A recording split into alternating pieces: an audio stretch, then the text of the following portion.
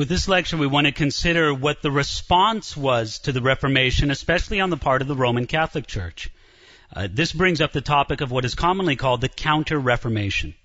The Counter-Reformation, or sometimes called the Roman Catholic Reformation, was a strong reaffirmation of the doctrine and the structure of the Roman Catholic Church. It climaxed at what was known as the Council of Trent, mostly in reaction to the growth of Protestantism. You see, even before the posting of Martin Luther's 95 Theses in 1517, there was a lot of evidence of the need and some movements towards internal reform within the Roman Catholic Church. The crisis of the Reformation made them take on this challenge of reform, but they were concerned to do it on their own terms, not to look like they were forced to do it by Luther or any of the other Protestants. In one way, the Roman Catholic Reformation, or the Counter-Reformation, was a retaliation to Protestantism. It was trying to win back some or all of those who were lost to the Protestant cause. In another way, the Roman Catholic Reformation was a true reform of the Church. It was trying to correct obvious problems within the Church. Now, it sort of begins with the story of what happened with the Pope, who was Pope during Luther's Reformation. That would have been Pope Leo X, who ruled from 1513 to 1521. Leo X was a classic Renaissance Pope. He was elegant, worldly, sophisticated, intelligent, and consumed with political and family ambition. He was an enthusiastic supporter of Renaissance art and ideals. He spent a lot of money on the arts, and he spent a lot of money on gambling. It's said that when Leo X first saw a copy of Luther's 95 Theses in 1518, he made two comments. First, he said, "Luther is a drunken German. He'll feel different when he's sober." Second, he said, "Friar Martin is a brilliant fellow, but the whole argument is due to an argument among monks." You see, generally, that's how we regarded it. It was just another example of a monk from the Augustinian order feuding with a monk from the Dominican order. And the Pope and the administration of the Vatican, they didn't really think very much of the Germans. And so they didn't think that the whole deal with Luther was a significant matter. But obviously, it became a significant matter. It became a huge blow to the prestige, to the income, to the honor, to the organization, to just about everything of the Roman Catholic Church. I mean, this was an absolute earthquake that happened in the Roman Catholic Church to change it from being the only church anywhere to being now what it was partners with a different, perceived to be by most people equally legitimate religious movement or Christian movement there on the European continent. And so, some of the results of the Catholic Reformation or the Counter-Reformation were, first of all, they established an organization called the Oratory of Divine Love. This was a society of influential Roman Catholic leaders who were committed to improving the spiritual condition of the church.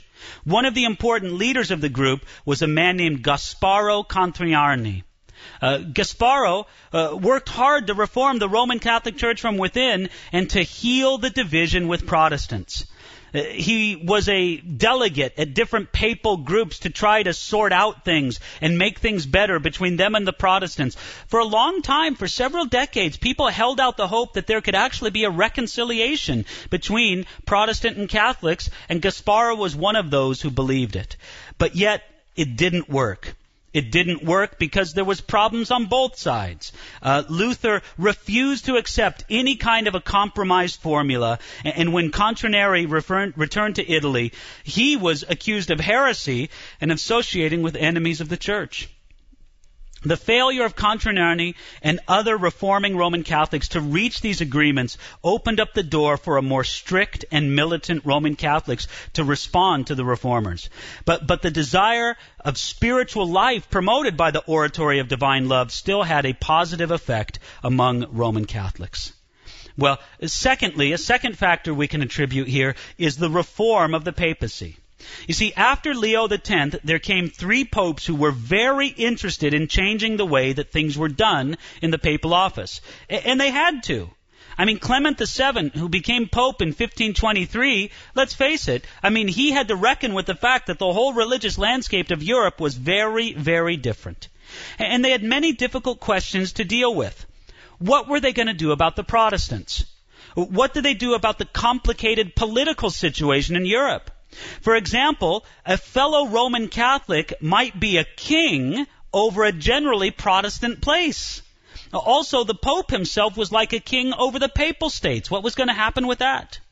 And then they also had the question of what were they going to do about the genuine problem of corruption in the church, especially because, honestly, there were very, very many people benefiting by that corruption, and therefore they were resistant to the changes. Well, Clement VII didn't do very much. He was sort of caught between two kings. He was caught between Charles V, the Emperor of the Holy Roman Empire, and King Francis I of France, who each wanted the Pope to side with him against the other. You know, if you want to get a feel for the political dynamics going on in that day, when Henry VIII of England asked for the annulment of his marriage to Catherine of Aragon in 1527, the request came to Pope Clement when Rome was surrounded by the armies of Charles V, who was the nephew of Catherine of Aragon. So the first thing on the Pope's mind was, I can't do anything to make this man mad. His armies are right outside of my city. And so that was sort of the whole going forth political complexity and backstabbing game that was going on. The guy who succeeded Clement, Paul III, was an energetic and effective reformer. He mostly made administrative changes and called councils and had reform-minded cardinals make recommendations.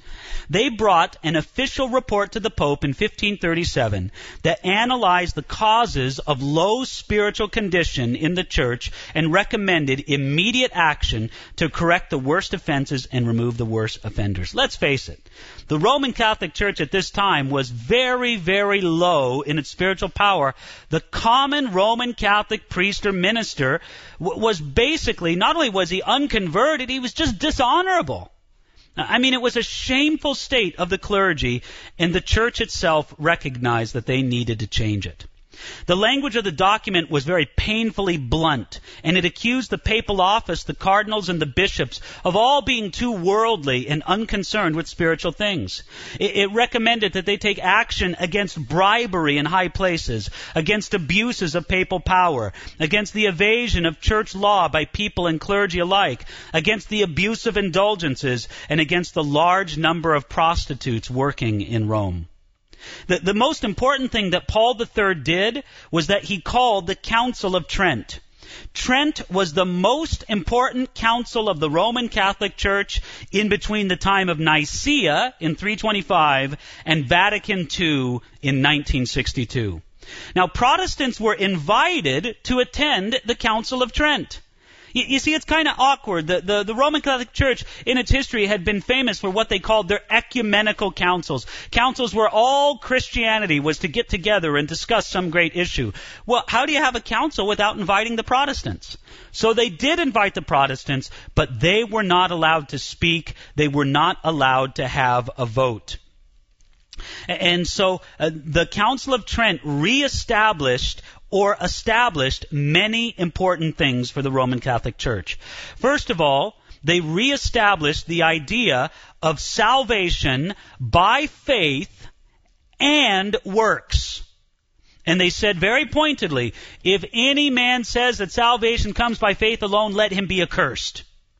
And they said very plainly, salvation comes by faith and works.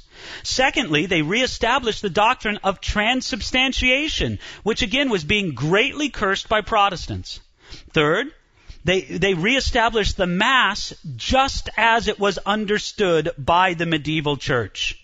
They reestablished the 7 sacraments, the celibacy of the clergy, and the existence of purgatory and the doctrine of indulgences. You see what basically they did at the Council of Trent? They dug in their heels doctrinally. They refused to change a thing. The basic attitude of the Roman Catholics in the Counter-Reformation was, yes, we've got problems. There's corruption here and there. There's some lazy and immoral priests and bishops. We'll get them out of the way. But there's nothing wrong with our fundamental doctrines. That's exactly what they believed, and that's exactly how they acted at the Council of Trent. Basically, the Roman Catholic Church at the Council of Trent clarified and reasserted most of the doctrines of the late medieval Roman Catholic Church. In addition, the Pope left the Council of Trent with even more power, because he was given the authority to enforce the decrees of the Council, and because church officials had to promise the Pope personal obedience.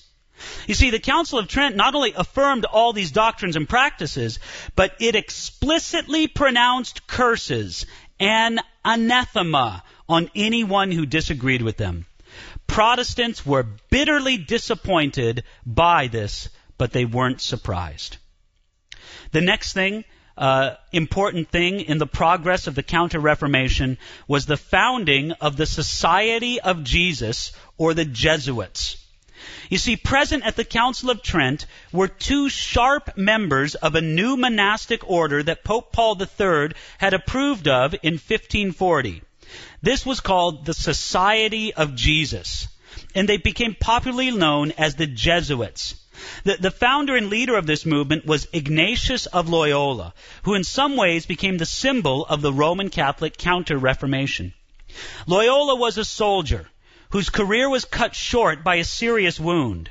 As he was convalescing from his serious wound, he reflected upon his life, and he decided, I can't be a soldier anymore, so I'm going to be a soldier of Jesus Christ.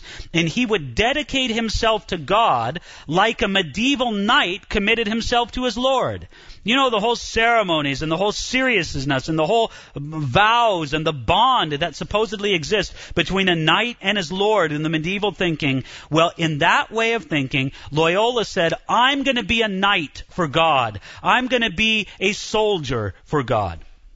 So Loyola emerged from his convalescence a curious mixture of soldier, mystic, and monk. He wrote all about it in a very influential book titled The Spiritual Exercises. He also gathered around him a group of men dedicated to the same vision, and he founded the Society of Jesus. These people would be the spiritual elite of Roman Catholicism, fiercely devoted and loyal to the Pope, with a military style of devotion and the idea that the end justified the means. Basically, these were like the special forces of Roman Catholicism, so to speak. The movement grew very quickly.